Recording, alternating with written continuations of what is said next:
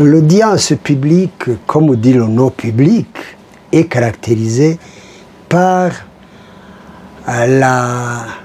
comment on peut dire, l'autorisation à toute personne qui veut d'entrer et de suivre le déroulement des débats. C'est ça qu'on appelle audience publique. Donc, et à ce moment-là, les portes du tribunal ou de l'endroit où on siège sont ouvertes pour que n'importe qui a envie d'aller suivre le déroulement des débats puisse entrer s'asseoir.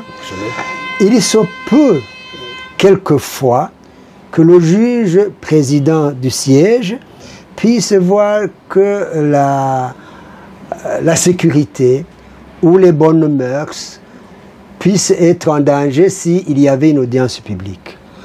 En ce moment-là, il ordonne le huis clos. Le journaliste a tous les droits de citoyen, tous les droits civils d'un citoyen. Les interdits, c'est lorsque le journaliste maintenant commence à commenter les débats qui sont bien sûr publics, mais où il n'y a pas encore de jugement.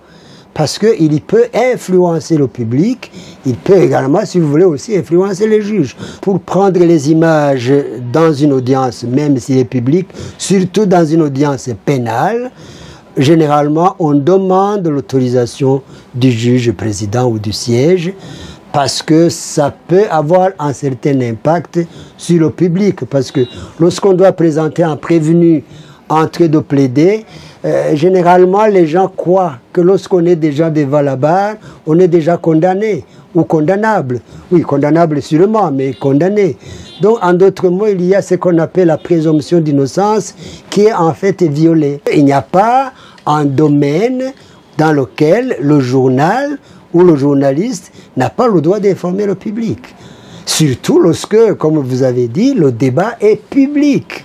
Quand le débat est public, ce n'est pas seulement ceux qui sont à l'audience, même les autres qui n'ont pas pu aller à l'audience peuvent suivre ce qui se passe. Si vous voyez que vos droits ont été quelque part violés, et je vous conseille de saisir le président de la juridiction pour l'informer, pour lui dire effectivement que vos droits ont été violés et qu'il puisse effectivement, en accord avec le juge qui préside le siège ou qui présidera le siège, voir ce qu'on doit faire pour que les droits des uns et des autres soient respectés.